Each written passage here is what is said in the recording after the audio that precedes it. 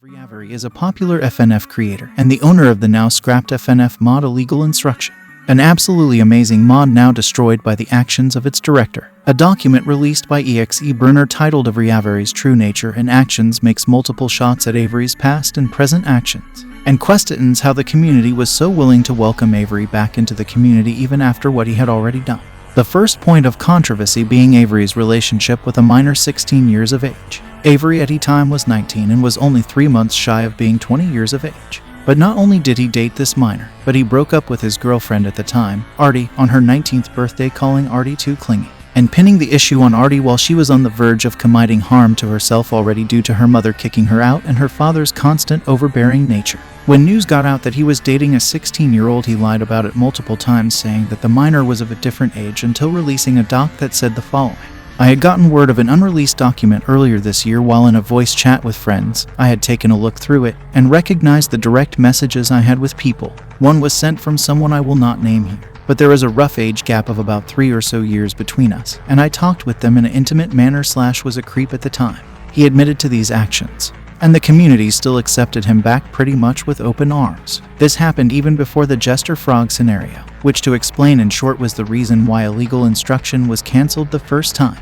Jester Frog also was talking to minors, and when she was caught there was a doc released about her where Avery was literally exposed about their intimate behavior with minors along with Jester Frog and still got away with it, only fueling EXE Burner's idea that the FNF community does not read docs that call people out. But at no surprise, Avery was best friends with Jester Frog, and even after she was exposed, confirming her for being a predator, she was able to get away with it for a while before she was stopped due to big creators sweeping the issue under them. Guess who was one of those creators? Avery, of course. In fact, his act of sweeping under the rug even led to a FNF song by the name of Prey which featured Starved Eggman, Sonic, and Furnace to be scrapped. Avery told Armadillo that Jester Frog's actions were simply old news and wasn't important, and told Armadillo not to worry about it when Jester Frog was kicked off the Versus Sonic EXE team after her exposing, and to continue working on the song Prey that Jester Frog created the instrumental for. This is best explained through a response provided by Armadillo that was made to defend his actions of working on the mod.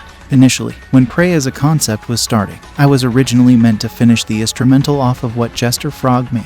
As I was working on it, they got removed from the team and I was told I'd just be finishing the song in its entirety. I didn't have any idea why they were kicked and decided to keep my nose out of it, which was admittedly pretty negligent of me. In short, I finished the song, added all the vocals, and I believe the plan the team agreed upon was to leave Jester uncredited. Then stuff happens with Avery. Prey gets dumped, which included Furnace, and we release footage and the track early, Jester not credited as planned. Fast forward a bit, and we talk and out bring back Prey as a V2. At this point, it pretty much slipped my mind that Jester had any involvement to begin with, and I essentially was viewing Prey as my own song. I wasn't until someone else brought up the bass I was Gene in the server that I remembered how it even started. At that point, Jester was, from my limited perspective, already back on decent terms with most of the other teams, so I didn't see any harm in keeping in their work. I also had looked into their situation a bit, but my understanding of it was admittedly very poor, and I thought it had boiled down to miscommunication of boundaries. I had no idea of the actual stuff Jester Frog pulled until after the EXE mod was canned in its entirety. Now that I do know, it's disgusting. I need to make it abundantly clear, I do not support nor condone Jester Frog. The only contact I ever really had with them outside of being in some servers talker was when they sent me the original Prey FLP. I never contacted them after they were kicked from the mod, and certainly never once the true nature of their action was revealed. Although Armadillo had the opportunity to release this information, they decided not to, as they believed that they would be witch hunted on Twitter and possibly receive huge amounts of backlash due to the huge amounts of attraction that Prey was getting, which made the situation messier. But it is an understandable posting to take in the situation, as after he crusade on Jester Frog, it would be scary to try and present this type of information to a crowd that is constantly on the hunt for their next victim. Regardless, almost all of the blame goes to Jester Frog's actions and Avery's concealment of her action.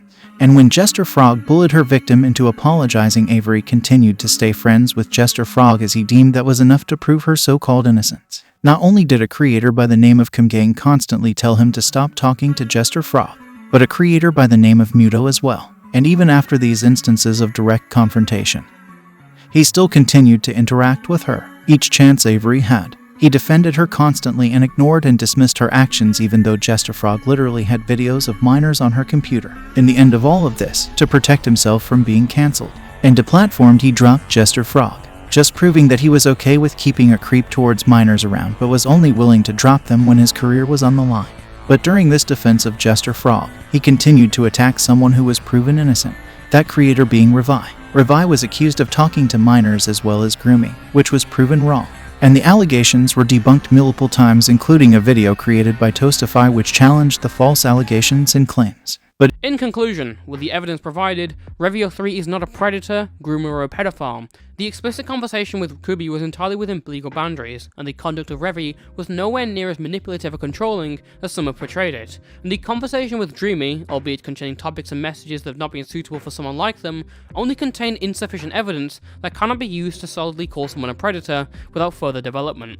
Whilst not a morally positive beacon, the facts remain the same. Revie was falsely accused and didn't deserve half. Even when Revie's innocence was proven, Avery continued to harass and heighten the drama of Revie and try to make the community think she was not innocent. This caused the drama to last almost a whole year due to him constantly bring up Revie's name, accusing Revie of something they had not done even though Avery knew Revie was innocent.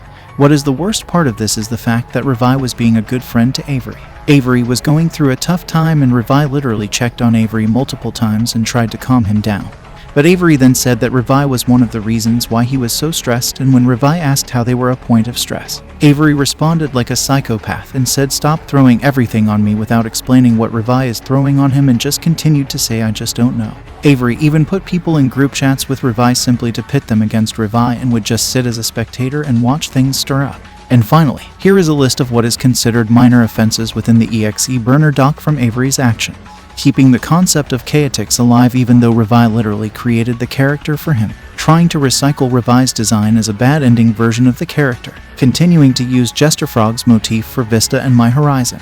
Literally ripping off Armadillo Mix even though he is clearly not comfortable with him anymore. Making a minor coded take on Normalt, the character of the pedophile that he was best friends with. Being Silly Ray's partner who literally co-owned Curse. Using Starved against Dumby's will. Putting him in the OG mod without her permission with not one but 2 songs. Going to his ex's store literally 2 days before Christmas, not long after his doc had dropped. Working on a mod that has Faker, EXE as the literal main character. Taking the spot by himself to work on EXE Emerge Faker remix. Knowing full well what he has done to Revie. A smaller detail that's worth noting is how Avery has been clout chasing since he came back.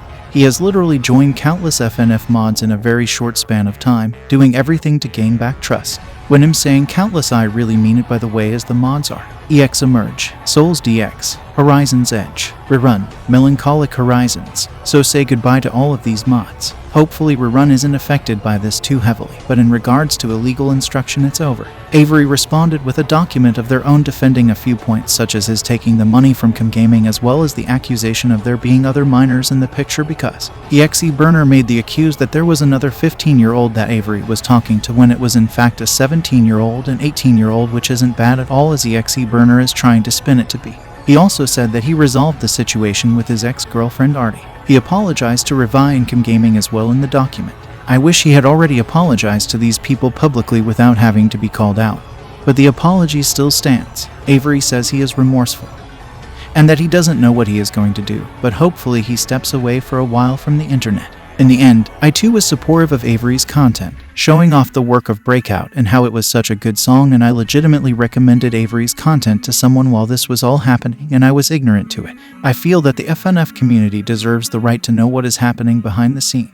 Rest in peace illegal instruction. I truly loved what I was seeing from the mod, but as usual it has just become another mod cancelled abruptly. I loved Found You and now it is ruined because of Jester Frog, and that same thing is happening again on Breakout. Radpack out. Bye.